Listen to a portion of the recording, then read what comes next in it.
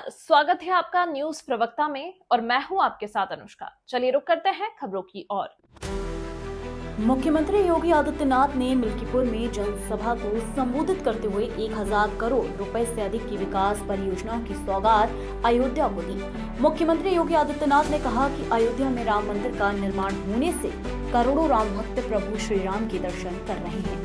प्रदेश में double engine की सरकार बनने से सुरक्षा और विकास का वातावरण बना है।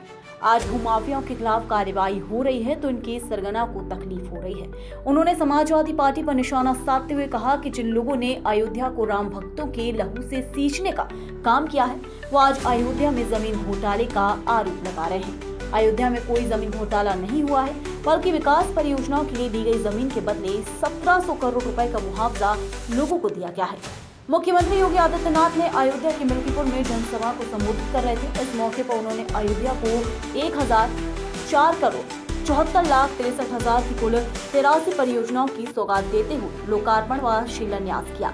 उन्होंने कहा कि यूपी में बने सुरक्षा और विकास के माहौल का ही परिणाम है कि आज प्रदेश में निवेश के लिए 40 लाख करोड़ रुपए के प्रस्ताव मिले हैं। अब प्रदेश में नौकरियों की कोई कमी नहीं है। डबल इंजन की सरकार ने 6.5 लाख युवाओं को सरकारी नौकरी दी है। उन्होंने जनता से अपील करते हुए कहा कि सपा और कांग्रेस को दंगा फैलाने का अवसर मत दो। अयोध्या की दीपोत्सव के सपा के मुखिया और पाकिस्तान को तकलीफ होती है। मुख्यमंत्री योगी आदित्यनाथ ने कहा कि अयोध्या में हर साल होने वाले दीपोत्सव में राम भक्तों को खुशी होती है, पर इससे सिर्फ दो लोगों को तकलीफ होती है, एक सपा के मुखिया और दूसरे पाकिस्तान को, क्योंकि पाकिस्तान को पता है कि अयोध्या में जलने वाला एक एक दिया मानवता के लिए कैंसर बन चुके पाकिस्तान को नेस्तनाबूद करने की सामर्थ्य भी रखता है। उन्होंने कहा कि अयोध्या में हो रहे दीपोत्सव से सपा को इसलिए तकलीफ होती है क्योंकि अंधेरे में रहने के अभ्यस्त है, क्योंकि अंधेरे में ही डकैती डालने का काम करते हैं। समाजवादी पार्टी के भूमाफिया और गुंडों ने जो जमीनें कब्जा की थी, 64,000 हेक्टेयर लैंड को इनके कब्जे से मुक्त कराया।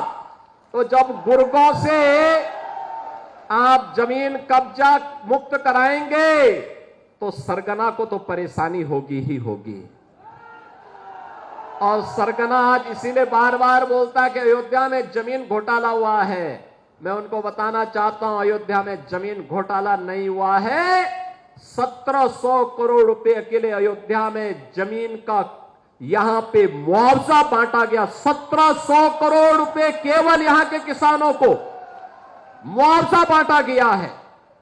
अयोध्या के अंदर हमारी सरकार ने बांटा है। अयोध्या का दीपोत्सव, अयोध्या के मंदिरों में, अयोध्या के घाटों में जब दीप जलते हैं तो परेशानी दो लोगों को होती है, एक सपा मुखिया को और दूसरा पाकिस्तान को। इन्हीं दो लोगों को परेशानी होती है, क्योंकि इन्हें मालूम है कि अयोध्या में जलने वाला एक एक दीप अयोध्या ही नहीं प्रदेश और देश को तो रोशन करेगा, लेकिन जो मानवता के लिए कैंसर बन चुका है ये पाकिस्तान, इसका नेस्तनाबूद भी करने की सामर्थ्य रखता है। लेकिन परेशानी पाकिस्तान भारत का दुश्मन है उसको तो होती है, लेकिन अपनी हिंदू विरोधी मानसिकता के लिए जाने जाने वाली समाजवादी पार्टी को भी परेशानी होने लगती है। गरीब का राशन समाजवादी पार्टी के गुंडे हजम कर जाते थे। किसी गरीब को राशन नहीं मिलता था। किसी भी जिले का जो जितना बड़ा माफिया था, जितना बड़ा गुंडा था, वह समाजवादी पार्टी का शागिर्द था, उनका पदाधिकारी था। वहां पर संगठित अपराध में लिप्त माफिया भी थे, भू माफिया भी थे, पशु माफिया भी थे, वन माफिया भी थे, खनन माफिया भी थे।